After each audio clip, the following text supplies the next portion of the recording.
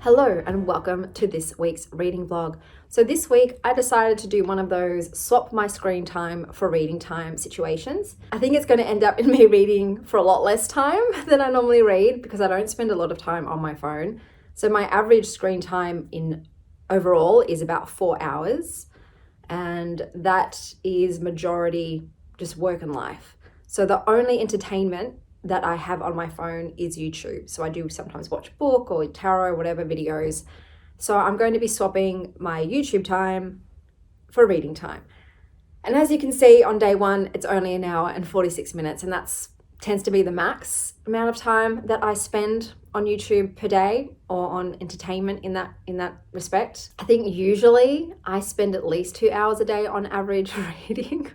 So this is going to be less, but I want to stay true to the times. So it is an hour and 46 minutes today. And for my book today, I'm going to start by reading The Flat Share, which is a rom-com. I thought I'll start with something easy and light. But today I also have plans to go and see my cousin and visit her rescued bunnies. So I'm very excited for that. I'm going to bring the cookies that I made this morning along with me.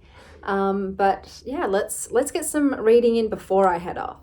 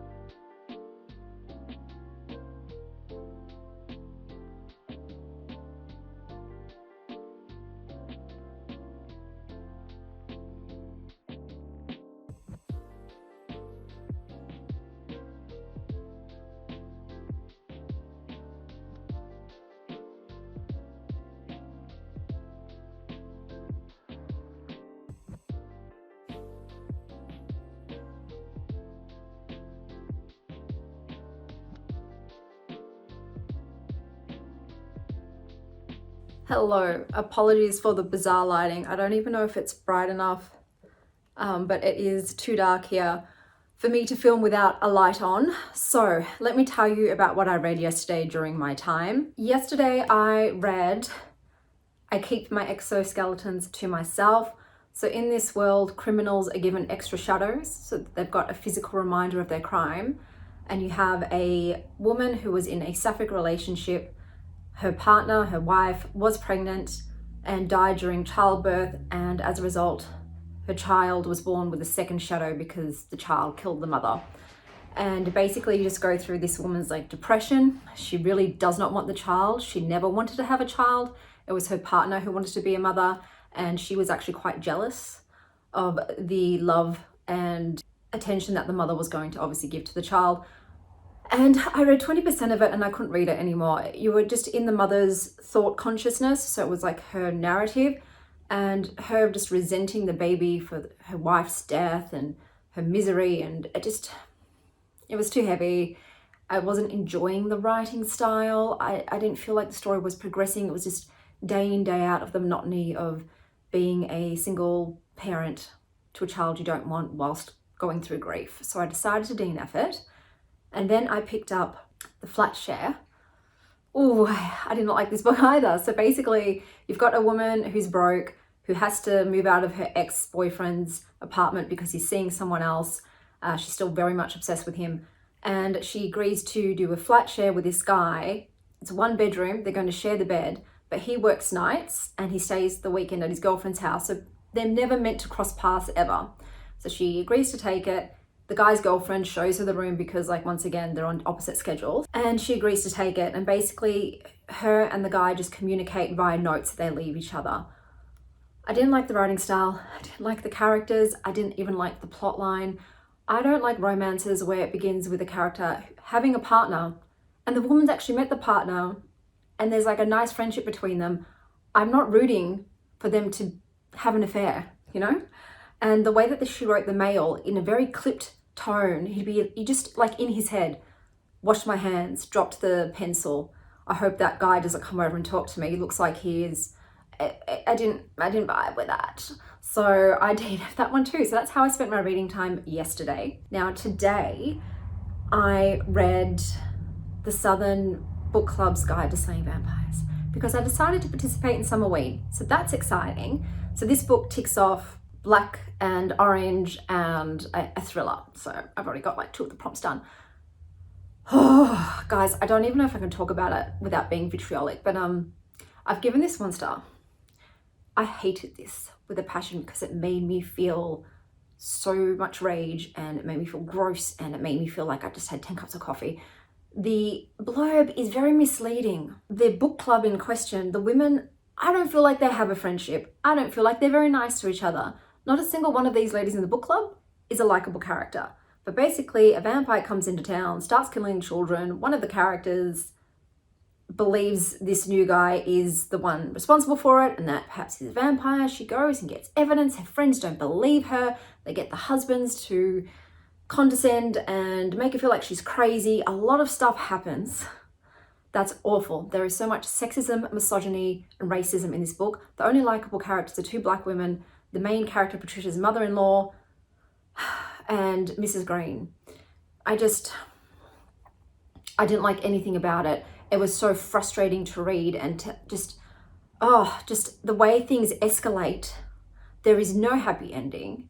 Everything is awful. Everyone suffers because no one would believe this woman. Not her friends, not the husbands, except for Mrs. Green and the mother-in-law. And it's just, there's no justice served. The way that they end up resolving the problem, I'm like, really? That was the only way to resolve this problem? Things that are done to children, I didn't like it. I didn't like it. And like I said, it made me feel slimy and greasy. Like I just got so angry at just everybody in this book. And I didn't enjoy my time. I didn't enjoy it. It was really, obviously there's horror elements in it as well. So I don't really do well with those, but I thought it was, from the way it sounded, like it wasn't going to be too horrifying, but some of the deaths were awful. I can't talk about what it was without spoiling it, but yeah, just the way things progressed. I like, are you kidding me right now? Like, really? Really? Like, this is what, okay, and now that's happened, and that's happened, and that's happened. So, guys, don't want to talk about it ever again. I literally, after reading it, was so agitated that I tried to go for a run to like expel the energy, and that only revved me up even more. And I just couldn't shake the energy. And then my ex came over and he's like, have you tried breathing exercises? And I'm like, oh my God, why didn't I do that? Why didn't I sit down and take some deep breaths? Didn't think, I just wanted to like get the energy out, and I thought like movement and running around like a mad dog would do that, but it didn't. So that was a very unpleasant read, a very unpleasant start to my Summerween, but that's what I finished in today's time. Now, my next one will be the read a graphic novel, because I believe tomorrow's day is only a very short amount of time of reading. So I'm going to do that. Or I might swap tomorrow's with Thursday's time, because I do plan to go to a cafe and I would rather take my Kindle. I don't like taking books so everyone can see what you're reading. So we'll see. I might do a day swapsies, but that's tomorrow. But yeah, I'm going on a date, hence the get up. As you recall, the 4 people I spoke to who I thought were all out of the picture, didn't end up going on a date with any of them. They all like ghosted me, like it just stopped communication. But I didn't delete them because I just decided to go off the app. So I was off the app, I think for like 10 days. And then I get like a message from Mr. Italiano saying, can we meet up? Because I'm terrible at this. I get that a lot of people saying like, oh, I'm terrible on here. I never see messages. I never come and check it. And I'm just like, but I understand that. But I just decided to go sort of just out of curiosity to see if they like their profile, because I really liked this person's profile. And out of everybody that I've spoken to on this app, all I think 8 or 9 or 10 people, my conversations with them were the best. Like they were the most nuanced. They were about a whole bunch of different topics. They like to read, which is a big plus to me. So I liked their conversations the most, and it's the only reason I decided to go on a date. At nighttime too, which I don't like. It's to a pub, which I don't like. And I'm probably like, why are you doing this, Chanel? I don't know. I think maybe, like I said, it's the curiosity. I just want to see what they're like. And then I know. I'm so busy, and like I said, I'm very much under like a constant stress with my cat situation. I have called a rescue, and they're sending their cat behaviorist over to try some different things, to give her some medications to try and calm her anxiety. So I'm like implementing now these new steps. So it's just, yeah, I'm like, why did I do this to myself? But I think everything has a rhyme, a reason, you know, so it's not the end of the world. I'm having a meal, so at least I don't have to cook dinner. And then you've got another story to tell. Like I tell all of my dating stories to my friends. It's something to talk about, I guess, rather than just the daily, you know, take care of kids, going to appointments, going to the library. You know, adds a bit of like spice in my life, I guess, something different to tell. I'll let you know how it goes, obviously, tomorrow.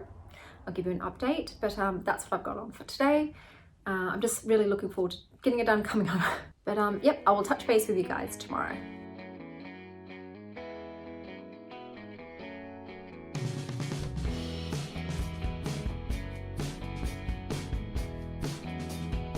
Good morning. So I'll update you on last night. I got to the pub. He was 5 minutes late. That's all right.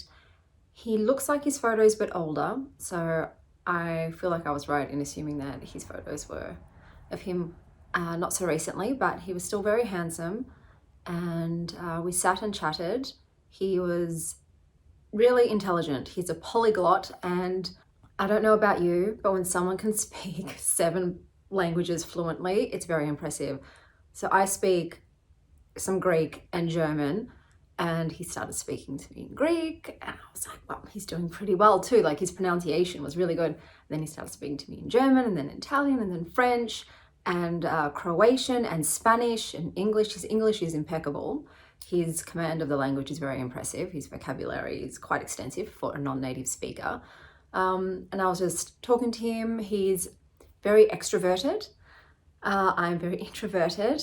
He's someone who really packs his time, as in he's constantly doing things. So he obviously works, and then some evenings he teaches gnocchi making classes, and then he'll spend 10 hours competing in volleyball tournaments on the weekend, like just always doing things, having experiences, which like fantastic. It's not me.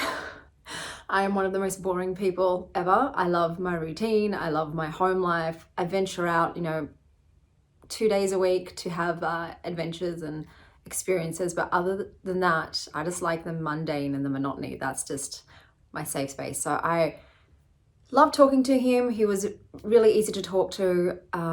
There was chemistry. Like I could feel a bit of a vibe, but I was just thinking, oh, I don't know if I could be a partner to someone that constantly wants to do stuff.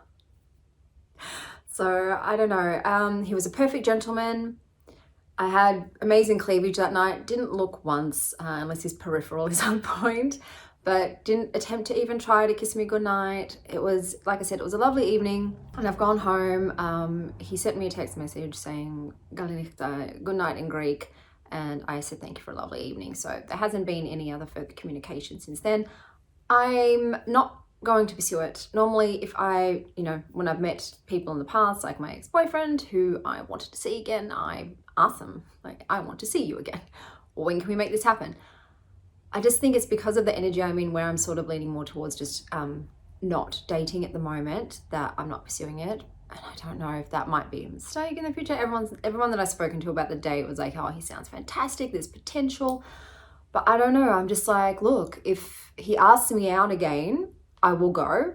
Mostly because I'm just not my best at night. That's not when I am myself. I struggle to block out all of the extra sensory stuff that's happening. I'm very tired at that point as well. And I just don't, that's not when I'm my, you know, superstar self. So I love cafe dates for first dates because I'm energized, I feel safe, in a comfortable environment, and I can really talk to someone and, you know, express myself as well. Whereas at night, I tend to just ask them questions only because I just don't want to talk. So yeah, I would be interested in seeing him again just to get another read, because yeah, I'm just not sure. But it wasn't sort of like a, oh, you know, there's my soulmate or anything like that. But I was like, oh, that's a very handsome man. It's a very pretty boy.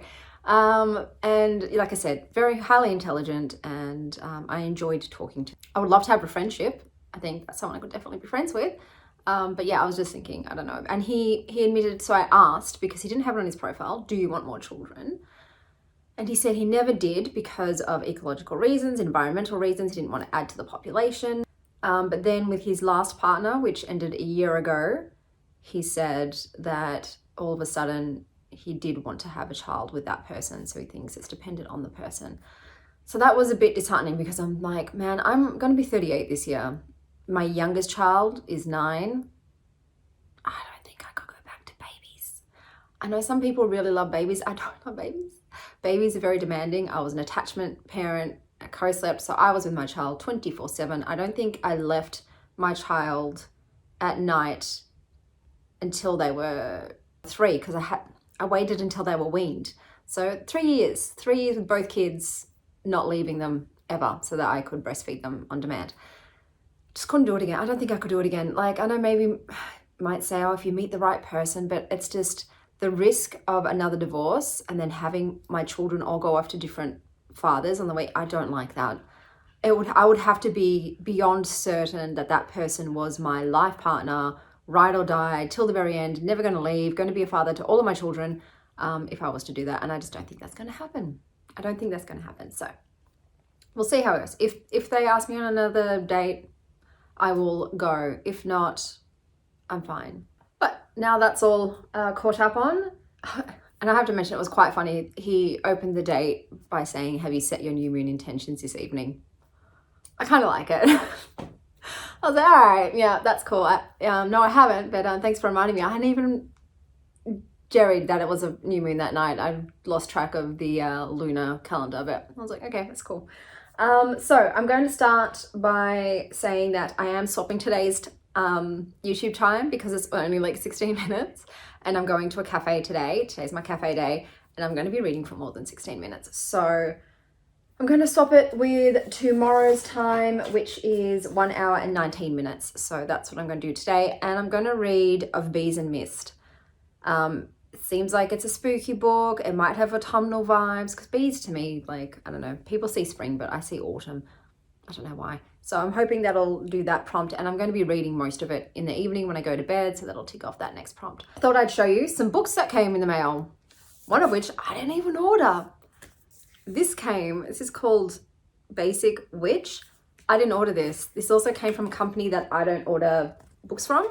I've ordered one book from them. It's The Nile, and it was for my mother. She's like linked me to it, and she's like, can you please get this? So I don't know. I looked at that label. Yes, it was my name, my address, but I don't know. But it's come just in time, because the Summerween last prompt is like, read a graphic novel, a witch graphic novel. It's very serendipitous. It's very serendipitous, isn't it? So we'll be doing that. I also purchased this book. This is the Tarot Spreads ebook. I've seen so many tarot tubers using this, and basically it's just a pre-done spread book. So you can, if you don't want to just do a daily pull, you can actually do a spread, and they're quite in depth, how they talk about each card's placement and layout. So I'm looking forward to using this book. And then I got my Lumicrate edition, and it's The Sun and the Void by Gabriela Romero La Cruz. And I'm liking it. It's beautiful. It's black and white with gold. I think that's stunning. It's got the sun and the moon. And you know I love the sun and the moon. That's on brand for me. I'll show you the inside jacket. So it's very pretty. I don't know anything about this book. So this is the hardcover, which stunning, right? And that's the spine. There's nothing on the back, but there are end pages. So I will show you those. So there's some cuties there. And there. I don't think there's anything else. I'll just have a quick look. Oh, and it's signed. There's a signature, and then there's like a little book plate that they put in with a note from the author.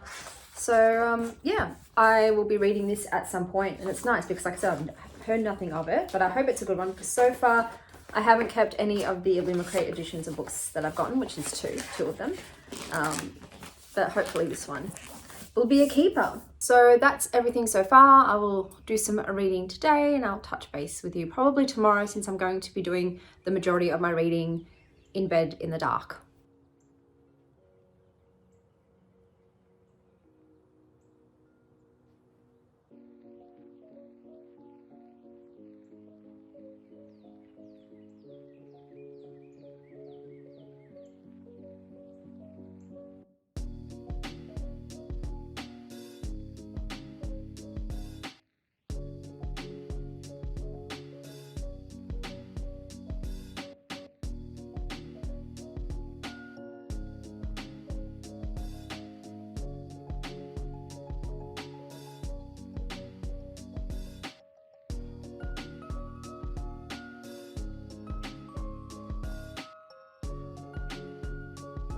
Hello, I thought I'd just pop in to give you a brief update. So with yesterday's reading time, I'm about 2/3 of the way through Bees and Mist. So far, I'm enjoying it.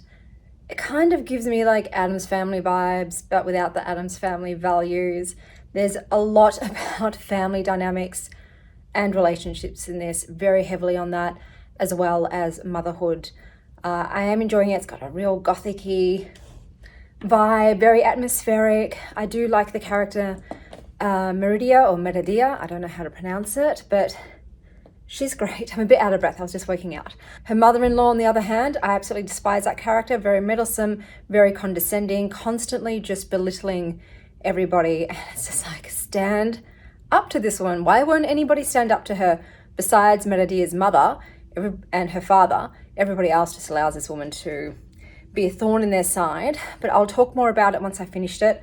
So I'll do another 15 minutes today, which is nothing. I think it's 16 minutes exactly, but I won't be finishing the book in that amount of time, so I'll have to continue on with it tomorrow. It's been quite hard, to be honest, because once I start reading a book, I normally just want to finish it, and I can't because it's not enough time, but it's forcing me to slow down, I guess. I am spending a lot of time crocheting though, a lot of time. Swapped reading for crochet, but I'll touch base with you tomorrow.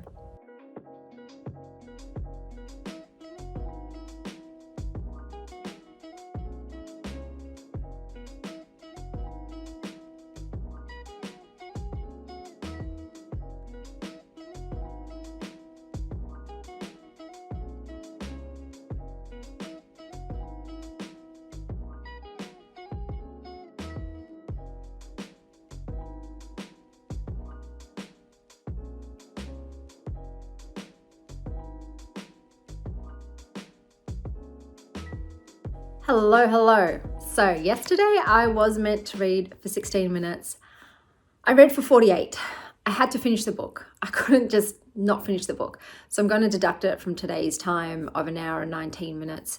Because yeah, I was like, that's what we're just going to do. We're going to finish the book today and then tomorrow I'll deduct the time that I read today. So I did finish reading of Bees and Mist. So really it is like Addams Family, but without the Addams Family values. It's a lot about family dynamics, very unhealthy ones, the sort of ways that the parents' behavior affects the children and their lives, secrecy and miscommunication and withheld emotions, love and loss and betrayal and growth. It was full on. So the book itself was quite atmospheric. It was very rich. It was a very gothic-y kind of feeling in the town and in the mansion. The book has magical realism, so there are magical elements that are just accepted. So it's a bit weird. It's like more than magical realism, but less than fantasy. So with the characters in the book, they sometimes express magically when they are feeling emotions. So with Meridia's family, her mother and father in their sort of relationship issues generate a mist. So in her house, it is cold and freezing and frigid. And that is the way that they interact with. They just shut themselves off. They're cold and distant. There is no love and warmth in their house. And then you've got on the flip side, her husband's family and his mother, Eva, who, guys, couldn't hate a character more. Honestly, such hatred for her. She generates a swarm of bees with her incessant belittling and condescending and berating and nagging, and I found that fascinating. So the way sometimes magic came to play was really cool. Obviously there's no like magic systems and you don't know what the rules are. It's just here and there's magic that pops into play and you just sort of have to roll with it. Did I like any of the characters in this book? Not really. Maybe perhaps Noah and Permony.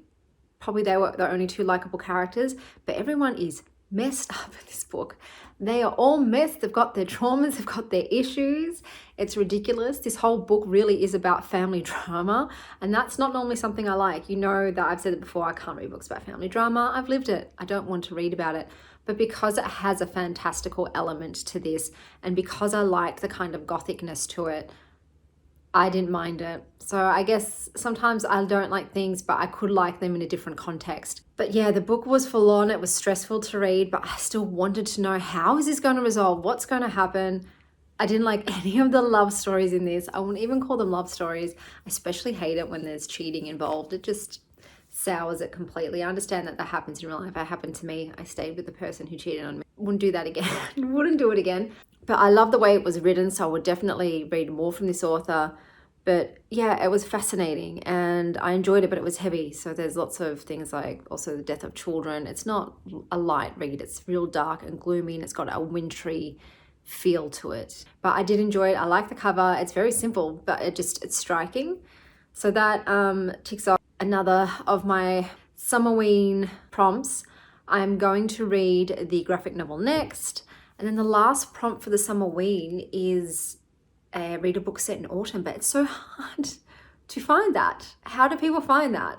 I don't know if any of my books on my TBR are set in autumn, so I might just not be able to do all of the Summerween prompts. We'll see, but I am doing this reading vlog until Sunday because I am doing the swapping reading time, and I started on a Monday. Not used to filming every day. I remember now why I stopped doing this because also like some days, as you can see, I'm a bit disheveled and in my pajamas. It's one of those days, guys. Like obviously when I say get dressed, what I mean is when I go to pick up my kids from school, I'll put a jacket on top. So it looks like I'm not wearing pajamas because you can't tell, but that's just the way I'm feeling today. I'm been working on my Oracle deck and I'm up to the part where I'm doing the guidebook, and I don't like doing the guidebook. Making the cards was so much fun and such a creative outlet for me, but sitting there and writing all the guidebook down and then trying to like proofread my own writing and trying, I'm not a fan. I think in the future, if I make any decks, they're probably not going to have guidebooks. So if they do, very simple. I've gone for a bit too much for this one and try to add too much because I love guidebooks. But turns out I love reading other people's guidebooks, don't like making my own. I also had to take Willow to the vet yesterday. Her urine was dark brown. So they think either she's not drinking water or she has a UTI. And they gave me the special litter to use so I can get her pee, but she wouldn't use it yesterday, even though it was the only litter tray that I put in her room. And I waited until 30 minutes before the vet closed and it was like, well, she's holding it. So I took the litter out, put her normal litter in. And I thought, okay, well today for sure she'll have to use it. So I changed her litter to the special litter in the morning. It is now almost 3 p.m. and she hasn't used the tray.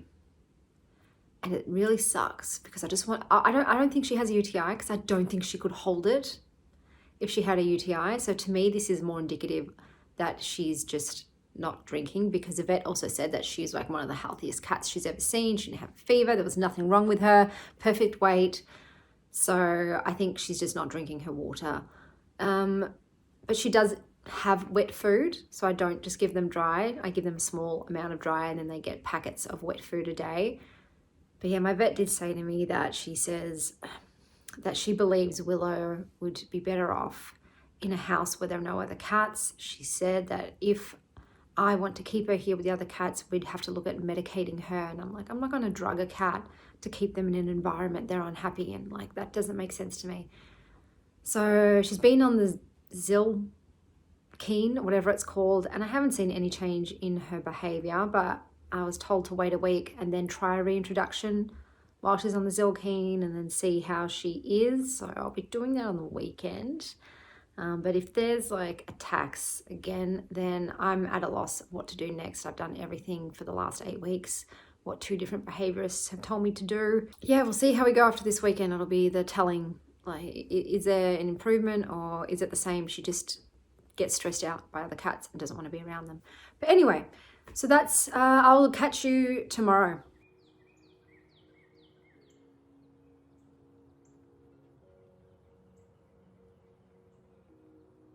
Hello, so let me tell you about the books I've read. I did read yesterday for this amount of time, but I didn't videotape it. And I read Basic Witch. It's very basic. It felt like a spin-off of Keeping Up with the Kardashians, just a witchy family with a young teenager as the main character who was very frenetic with her energy. And it was just so full throttle and dramatic. It wasn't for me, I'm not the target audience, but it was a very quick read. So for the rest of the time, I started So this book, I've given it 3 stars. It could have been so much more. It could have been a contender, but it was so bloody long. Why is this book over 500 pages? Please, my dudes. So in this book, you have 3 sister witches, and they're sort of descendants of the main 3, the maiden, the mother, and the crone. It's set in New Salem after the old Salem witch trials. Their sisters were separated and now back together. It has a lot of heavy themes in this, guys. They end up having to join up to sort of take down an evil who happens to also be a man. So they sort of mix this book with the suffragette movement and sort of the rise of feminism and sort of like feminist kind of ideals. Like I said, I love the writing. So this author, I like their writing. It was very atmospheric. I liked that each of the sisters had a very distinct personality. There was some sapphic love romance in here, characters with diverse ethnic backgrounds and sexualities and genders. So I liked that aspect. But yeah, it was over 500 pages and it's stuffed with extraneous information and words that you don't need. If it had been made more concise, it would have had flow, it would have had pace, it would have been more fun and entertaining to read, and it could have been a 5-star book for me. But the 500 pages, at one point I actually considered DNFing. I just felt like I'd invested so much time and I was like getting bored with reading the extra filler. But there are familiars in this too, which I love, a lot of witchcraft. So I love those aspects and I persevered because I wanted to see how it would end. But guys, so I read most of this book yesterday and then I finished it off with today's time and then I had some to spare. So I also read Whole Beauty by Shiva Rose because I'm making a oracle deck and one of the cards has to do with beauty rituals.